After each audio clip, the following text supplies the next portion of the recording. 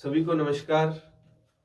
मैं लेक्चरर संतवीर सिंह स्वागत करता हूं अपने इस चैनल पर। इतिहास की कड़ी में अपना जो टेस्ट शेड्यूल शुरू किया हुआ है इतिहास व्याख्याता के लिए, मैंने आपको पूर्व में बताया था कि आपके जो टफ टॉपिक होंगे तो सिलेबस से पहले जो टेस्ट शेड्यूल, जैसे कल टेस्ट है तो आज अपने इस पर यूरोपीय कंपनियों का आगमन, एक उसमें जो बड़ा टॉपिक था जिस पर मैं आपको एक क्लास दे देता हूं, जिससे आपको पढ़ना आसान हो जाएगा और बहुत सारी चीजें याद भी हो जाएंगी। बाकी सारे जो टेस्ट शेड्यूल में है वो नॉर्मल बातें थी। इसी तरह अगले शेड्यूल में अपने इस पर काम करेंगे। तो अपने सीधा टॉपिक स्टार्ट करते हैं। मेरा एक क्वेश्चन है, जितने स्टूडेंट एक तो लाइव पर जल्दी जल्दी सभी आ जाए। तो मेरा एक क्वेश्चन है आपसे, उसका उत्तर आप मेरे को दें। एक बात आती है कि भारत की खोज 1498 में हुई। भारत की खोज 1498 में हुई, वास्को डी गामा ने की। तो क्या उससे पहले भारत नहीं था? ये आपने बताना है। तो भारत कहां था? कहीं खोया हुआ था? खोज की इसका मतलब पहले वजूद नहीं था या पहले कहीं खो गया था? इसका उत्तर आप कमेंट में लिखें, मैं आपको चलती क्लास में इसका उत्तर दे दूंगा। चलिए अब स्टार्ट करते हैं। ये है मध्यकालीन यूरोप के साथ, एशिया के साथ अपना जो मध्यकाल के एंड आधुनिक काल के शुरू में जो हमारा बिजनेस स्टार्ट हुआ था वो उसका मैप है। आपको एक स्टोरी रूप में समझाता हूं सारी कड़ी को। देखिए, प्राचीन काल में आपको अच्छे से इसको सुनना है, समझना है। प्राचीन काल में भारत का व्यापार यूनान के साथ होता था, यूनानियों के साथ व्यापार था। मध्यकाल में भारतीयों ने यूरोप के साथ व्यापार किया। भारत का यूरोप के साथ जो व्यापार होता था उसके तीन रास्ते थे। आपने इस कहानी को समझना है इत्मीनान से। यहां भारत है, ये रहा, ये है फारस की खाड़ी और ये है लाल सागर।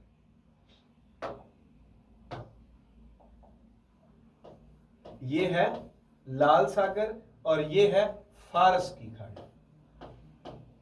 ठीक है, दो रास्ते ये हो गए और तीसरा रास्ता था स्थल मार्ग वाला, ये ऊपर से भारत के उत्तर पश्चिम से।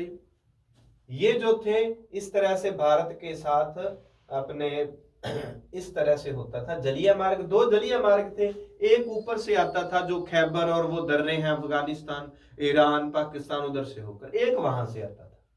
तीन तरह से भारत का व्यापार यूरोप और एशिया के कुछ देशों के साथ जुड़ा हुआ था। इस व्यापारिक मार्ग पर दो तरह का एकाधिकार था। जो व्यापार था, जो व्यापार था उस पर आधे हिस्से पर, यानी कि यूरोप वाला जो हिस्सा है उस पर तो एकाधिकार था इटली के लोगों का, या मैं कहूं वेनिस और जेनेवा के लोगों का। वेनिस और जेनेवा के लोगों का एकाधिकार। आपको स्टोरी रूप में सुनना है सिर्फ इसको। और एशिया का जो व्यापारिक सिस्टम था उस पर एकाधिकार था अरबों का। ये अरब प्रायद्वीप है, फारस की खाड़ी और लाल सागर के मध्य ये जो पोर्शन है ये अरब प्रायद्वीप है। अरबियन कंट्रियां इधर पड़ती हैं। तो इस तरह इधर वाला जो बिजनेस व्यापारिक सिस्टम है ये सारा अरबों के हाथ में था। ये भूमध्य सागर है, यहां इटली पड़ता है, और ये भूमध्य सागर से जो व्यापार होता था वो सारा का सारा किसके हाथ में था? इटली के लोगों में, वेनिस और जेनेवा के लोगों के हाथों में हम कह सकते हैं। इसी बीच एक घटना घटित होती है जहां से भारत की खोज का सिलसिला प्रारंभ होने की मुख्य घटना हम मान सकते हैं। वो घटना थी 1453 में कस्तूनतुनिया पर तुर्कों का अधिकार। कस्तूनतुनिया पर तुर्कों का अधिकार, तुर्कों का अधिकार। चलिए इत्मीनान से समझें। क्लास को शेयर कर दें जितने हैं, ताकि सभी को इसका फायदा मिल सके। और लाइव में जितने चल रहे हैं सभी एक काम और कर लें, आप देख लें चैनल को सब्सक्राइब किया हुआ है या नहीं। कस्तूनतुनिया पर तुर्कों का अधिकार हो जाता है। कस्तूनतुनिया आज का हम इस्तांबुल जो तुर्की है, तुर्की की जो लोकेशन है, तुर्की एक ऐसा देश है जो एशिया में भी है और यूरोप में भी है। एशिया और यूरोप, आपको पता है यहाँ पर यूराल पर्वत है और ये वाली जो लोकेशन बीच में है ये तुर्की की, हम ये वाला हम पार्ट मान सकते हैं कि कस्तूनतुनिया, यहां पर तुर्कों का अधिकार हो जाता है। इससे पहले ये इलाका किसका था? ये था ईसाइयों का। मतलब कि इटली रोम है तो रोमन साम्राज्य था, तो कस्तूनतुनिया रोमन साम्राज्य की पूर्वी राजधानी थी। उस पर ईसाइयों पर यानी के मोहम्मदन लोगों का, तुर्कों का अधिकार हो जाता है। चलिए यहां तक आपको बात क्लियर होगी। तुर्कों ने जब यहां पर अधिकार कर लिया तो तुर्कों ने यहां से जितने भी व्यापारी आते थे उनको कर दिया स्टॉप। इन्होंने व्यापारिक अधिकार जो है अपने हाथ में ले लिए, ज्यादा से ज्यादा टैक्स लगाने शुरू कर दिए। तो व्यापारी जो सोचते थे इधर वाले इधर से होकर आना, उन्होंने अब ये सोचना शुरू कर दिया कि भारत कैसे जाया जाए, क्योंकि भारतीय मसालों की यूरोप में सबसे ज्यादा डिमांड रहती थी, काली मिर्च वगैरह ये जो है ना। अच्छा, ये इसका करते क्या थे? सर्दी के मौसम में ये लोग क्या करते थे, जो गोश्त होता था, मांस होता था, उस पर उस मसालों का लेप करके उसको काफी समय के लिए रख लेते थे। एक वो उसका टेस्ट भी कहते हैं बढ़ जाता था, और सर्दी से बचने के लिए ये उस मसाले को ऊपर डालकर उस मांस को खाते थे।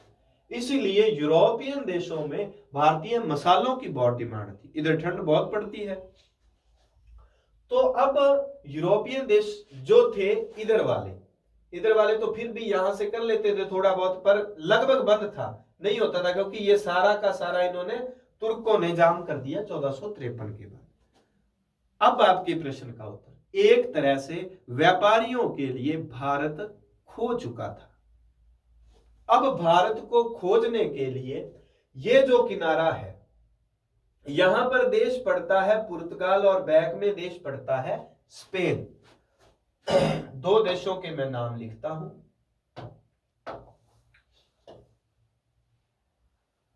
देश हैं पुर्तगाल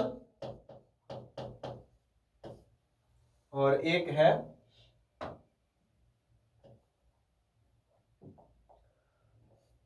पुर्तगाल और एक है स्पेन। पुर्तगाल का राजा जेम्स द्वितीय, वो चाहता था कि भारत से मसाले लाए जाएं, क्योंकि कमाई बहुत थी इस बिजनेस में। इधर से अगर वो जाता, यहां पर मान लो पुर्तगाल है, इधर से अगर जाता तो पहले इटली वालों को टैक्स, फिर अरबों तुर्कों को टैक्स, और हो सकता है ये जाने दे ना जाने दे, हो सकता है माल लूट भी ले, किसी तरह की कोई सिक्योरिटी।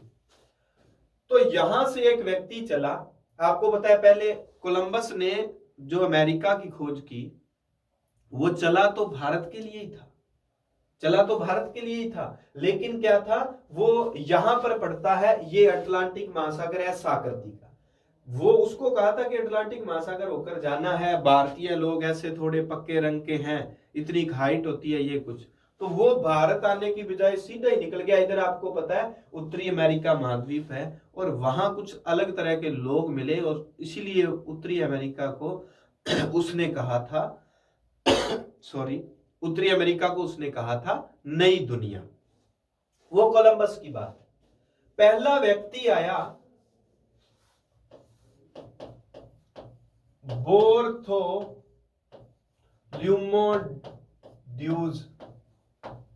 बोर्थो याद रखना है आपने, बोर्थो मतलब बूथा उठा के, बोथा उठा के आ गया पहला व्यक्ति। कब आया? 1487 में। ये यहां से चलता है, यहां से चलकर ये कहां तक आ जाता है? यहां तक। यहां इसको भारत के कुछ व्यापारी मिलते हैं, बोर्थोलोमो डियाज को यहां पर कुछ व्यापारी मिलते हैं, तो वो बताते हैं कि हम भारत से ही हैं, बताओ क्या काम है। इसने कहा कि यार आपके वहां मसाले बड़े मिलते हैं, तो यार कुछ मसाले लाके दो या मेरे को बताओ। उसने कहा चल हमारे साथ। बार्थोलोमेव डियाज ने सोचा भी मैं अकेला हूं, हो सकता है मेरे को मार ही ना दे, क्या भरोसा है इनका। बार्थोलोमेव डियाज यहां से वापस चला जाता है, जाके अपने देश में बताता है कि भाई एक आशा, एक उम्मीद तो बन गई है भारत जाने की, इसीलिए इस द्वीप को कहा जाता है आशा अंतरीप। मतलब एक आशा जगी थी भारत को खोजने की, भारत पहुंचने की आशा अंतरीप या cap of good hope, cap of good hope या आशा अंतरीप। तो फिर ये कहता है कि किसी पहलवान को भेजे, कोई गामा। तो अब किसको भेजेंगे? अब भेजेंगे वास्को डी गामा को। कब? ये सबको पता है 1498 में वास्को डी गामा आता है। यहां का राजा जो होता है जेमोरिन, हालांकि जेमोरिन एक उपाधि है कि किस राजा ने स्वागत किया, तत्कालीन जो यहाँ का राजा जेमोरिन, उसने कहा ओ भी वास्को डी गामा बोलो कैसे आए? क्या आपके लिए थोड़ा उपहार लेके आए हैं?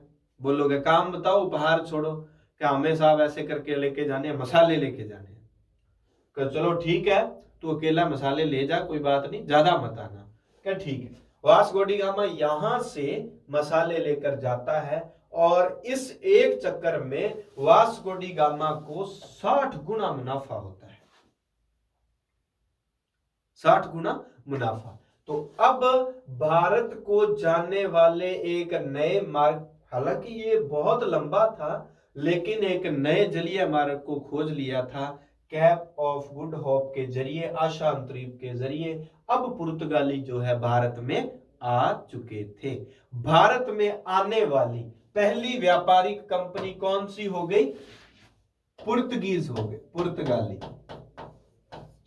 इसकी एक छोटा सा वे है, आपको क्रम याद रखना होता है कि क्रम क्या था। तो क्रम ये आप याद रख लेना, पी डी ए डी, इतना याद रह जाए तो अच्छे। P D A D, P से पुर्तगाली, डी से डच, ठीक है, हॉलैंड या डच, ए से अंग्रेज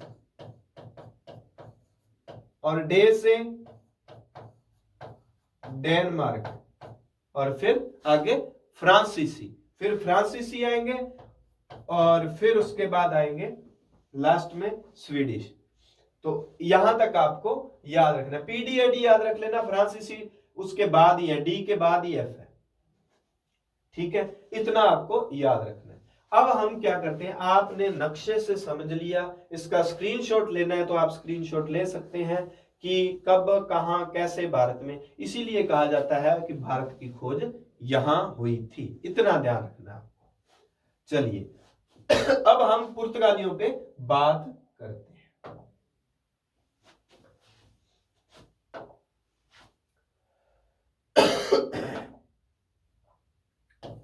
पुर्तगाली,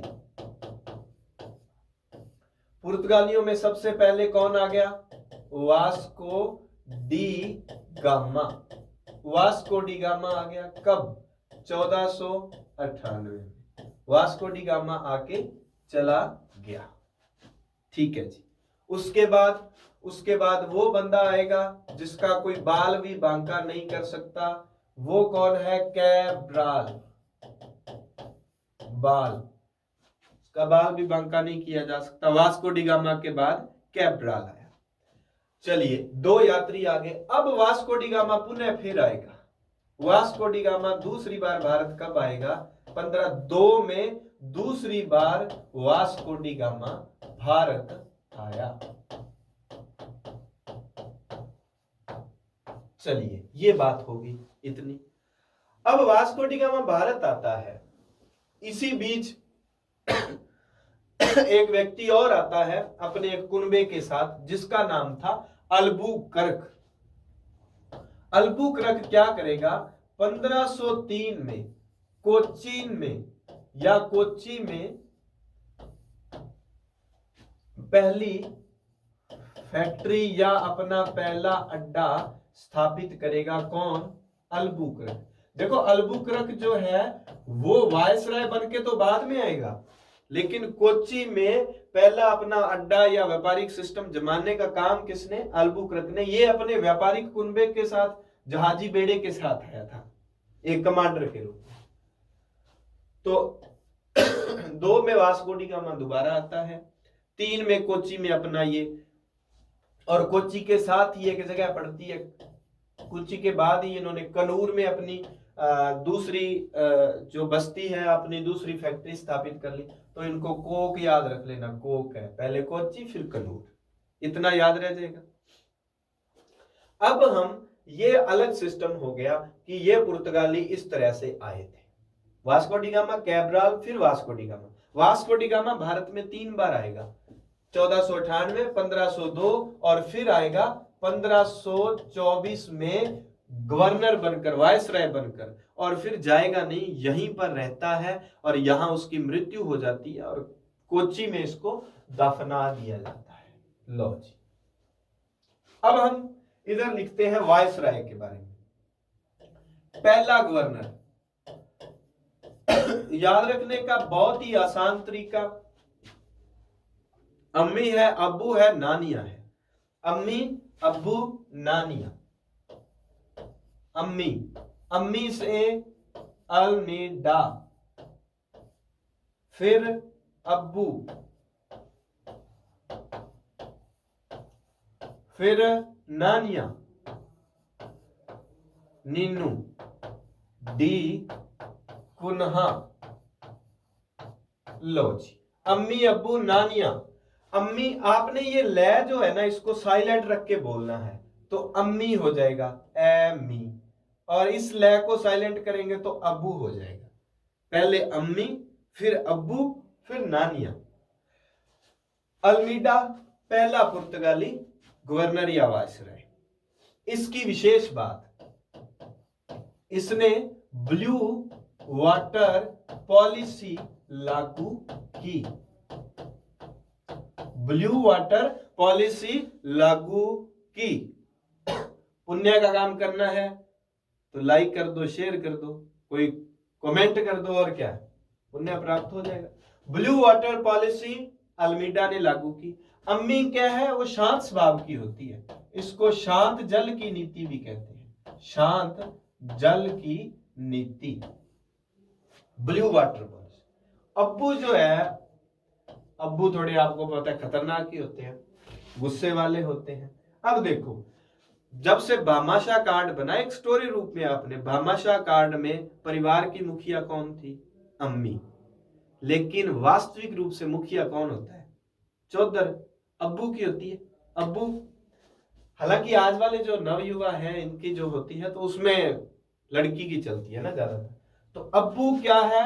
वास्तविक संस्थापक, पुर्तगाली साम्राज्य का वास्तविक संस्थापक कौन है? अल्बुकर्क। आपने इस तरह से याद रखना है, अब्बू वास्तविक है। फिर अब्बू की और बात, अब्बू कहता है भाई ये जो बेटियां हैं सती होती है, इनको सती नहीं करना। सती प्रथा पर अब्बू क्या है? सती प्रथा पर रोक लगाएगा। अब्बू ने क्या कर दिया? सती प्रथा पर रोक लगा दिया। चलो जी, फिर अब्बू क्या करेगा? नीनू को यहां से हटा देते हैं अपन,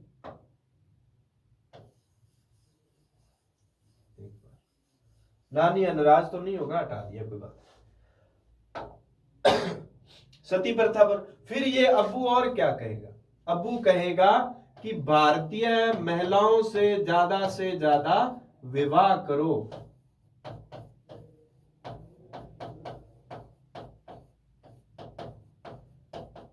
भारतीय महिलाओं से ज्यादा विवाह इसने कहा करो। अपना जो पुर्तगाली लोग हैं उनकी संख्या यहां पर बढ़ाई जाए। फिर अल्बुकर्क ने क्या किया? गोवा को जीता। कब? गोवा जीत लिया कब? 1510 में। क्योंकि अल्मीडा जो है वो 1505 से 9 तक रहेगा। फिर उसके बाद ये आ जाता है अल्बुकर्क। अल्बुकर्क ने गोवा जीत लिया। ध्यान रहे, अभी तक कोच्चि ही इनकी मुख्य राजधानी है, ठीक है। गोवा जीत लिया और अब गोवा को राजधानी कौन बनाएगा, आगे निन्नू नानिया बनाएगा 1530 में। अल्बुकर्क में इतनी बातें हैं, इतने ही प्रश्न आएंगे और नहीं। गोवा को आपको पता है, गोवा में 1510 में जम गए और उसके बाद पुर्तगाली भारत में सबसे पहले आए थे यूरोपीय कंपनियों में और सबसे लास्ट में जाते हैं।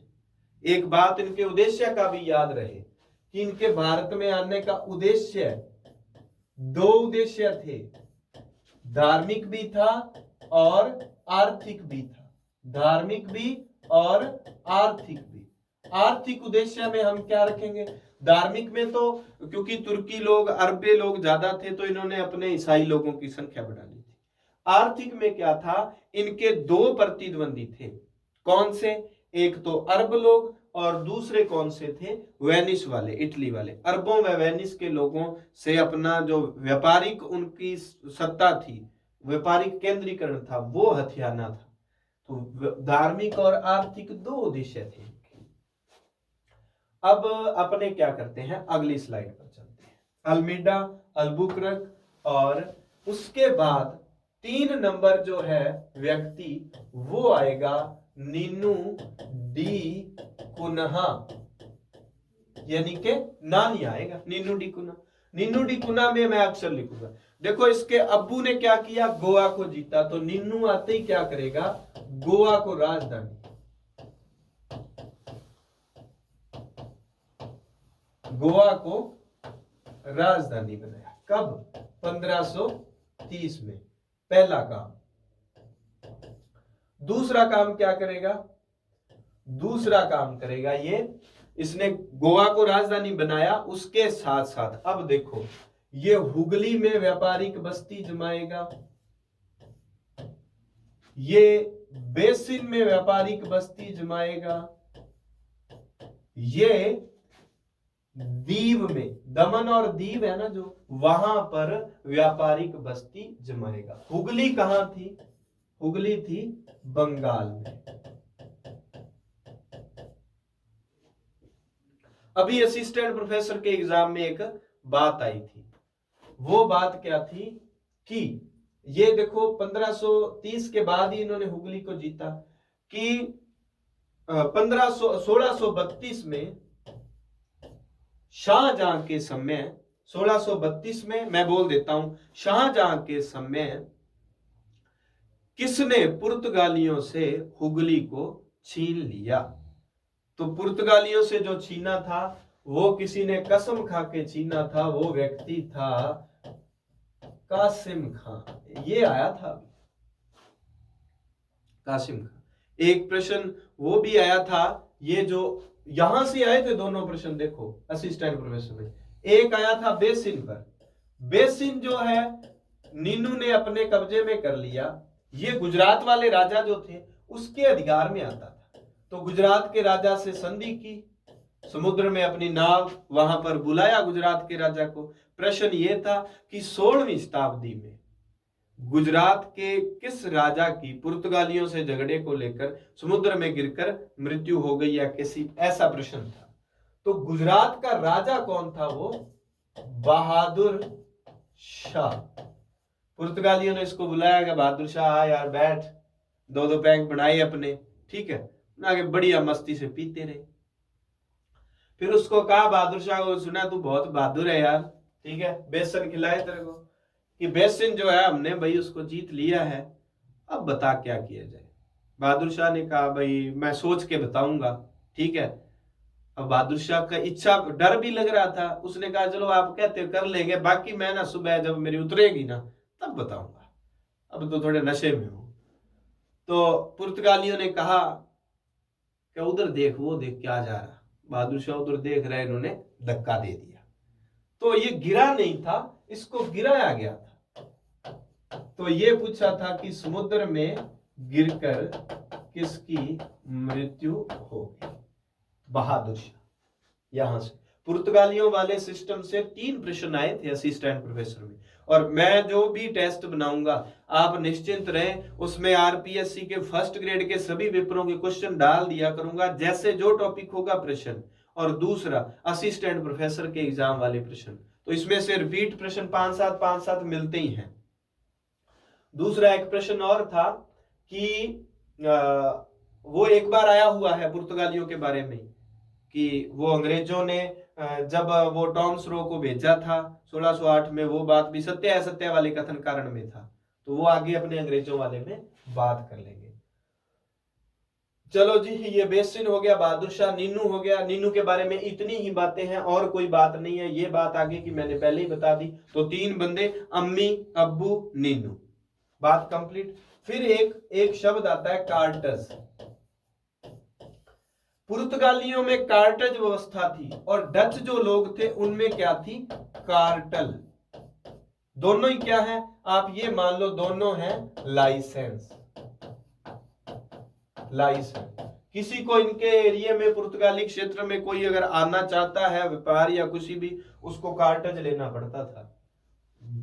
जो मुगल बादशाह अकबर था उसको भी इधर गुजरात में आने के लिए पुर्तगालियों से कार्टज लेना पड़ा था। पहली बार यही उसने समुद्र को देखा था। फिर यह पुर्तगाली क्या करते हैं, 1556 में जिस गोवा को इन्होंने राजधानी बनाया वहीं पर इन्होंने क्या था, प्रिंटिंग प्रेस की स्थापना की। चलो मैं अपना शॉर्ट में बताता हूं क्योंकि क्लास बड़ी हो जाएगी, पढ़ाने को मैं सारा पढ़ा दूं, पर अब समान्य बातें करते हैं ताकि आप पढ़ो, इनके साथ रिलेट करके आपको याद हो जाए। पुर्तगालियों के बारे में अपने इतना ही पढ़ते हैं। और अल्बुकरक के साथ बारबोसा आया था, वो रह गया, चलो आप पढ़ लेना उसका जिक्र। आगे बढ़ते हैं। पुर्तगाली हो गए, पुर्तगालियों के क्षेत्र हो गए, कहां कहां पर क्या था। पुर्तगालियों के बाद कौन आएंगे, डच लोग आएंगे, PDAD। डचों के बारे में हमने क्या पढ़ना है, डच के बारे में पहली चीज, पहली व्यापारिक कोठी मसूलीपट्टनम। आपको ना कंपनियों को पढ़ने का एक तरीका बता देता हूं। जैसे ये भारत का मैप है,